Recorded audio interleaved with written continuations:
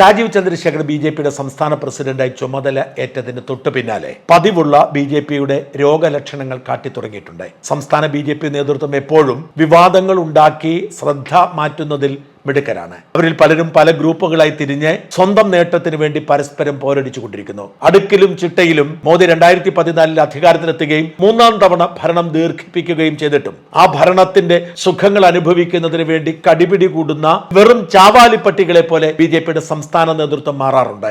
ആര് പുതുതായി ചുമതലയേറ്റാലും ആര് നന്നാക്കാൻ വന്നാലും ഈ ചാവാലിപ്പട്ടികൾ പരസ്പരം കടിപിടി കൂടി അവരെ വേദനിപ്പിച്ചും നശിപ്പിച്ചും ഇല്ലാതാക്കും. അവർ പിന്നെ ഏതെങ്കിലും ഒരു ചാവാലിപ്പട്ടിയുടെ കൂടെ കൂടി ഈ നശിപ്പിക്കൽ പ്രക്രിയ പൂർത്തിയാക്കും.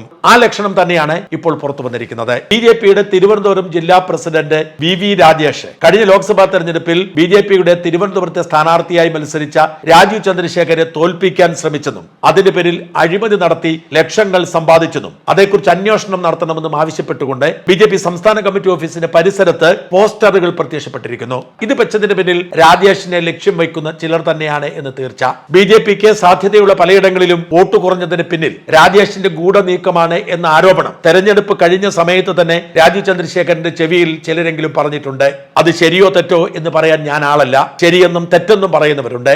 അതുകൊണ്ട് തന്നെ അതൊന്നുകൂടി മൂപ്പിക്കാനും രാജീവ് ചന്ദ്രശേഖരൻ നടപടിയെടുത്ത് രാജേഷിനെ പുറത്താക്കാനുമാണ് ഇങ്ങനെ ഒരു പോസ്റ്റർ പ്രത്യക്ഷപ്പെട്ടത്. അങ്ങനെ ഒരു നടപടിയുമേ രാജീവ് ചന്ദ്രശേഖർ പോയാൽ വീണ്ടും ബിജെപിയിൽ ഭിന്നതയുണ്ടാവുകയും ഇതിന് ചുവട് പിടിച്ച് എല്ലായിടത്തും പലതരത്തിലുള്ള ഗ്രൂപ്പ് ചേരികൾ ഉണ്ടാവുകയും ചെയ്യുമെന്ന് ഈ പോസ്റ്റർ വെച്ചവർക്കറിയാം. അതുകൊണ്ട് തന്നെയാണ് രാജീവ് ചന്ദ്രശേഖർ കരുതലോടെ പറഞ്ഞത്, ഈ പോസ്റ്റർ വെച്ചവർ ചെയ്തത് കുറ്റകൃത്യമാണ്, അച്ചടക്ക ലംഘനമാണ്, നടപടിയുണ്ടാവും. പോസ്റ്ററിൽ ആരോപിക്കുന്ന കാര്യങ്ങളെ കുറിച്ച് അന്വേഷണം ഉണ്ടാവും. എന്ന് വെച്ചാൽ പോസ്റ്റർ വെച്ച രാജേഷ് വിരുദ്ധരും പോസ്റ്ററിലെ വില്ലനായിരിക്കുന്ന രാജേഷും അന്വേഷണ വിധേയമാകുമെന്ന്. രണ്ടായാലും അസമാധാനത്തിന് കാരണമാകുമെന്ന് തീർച്ച.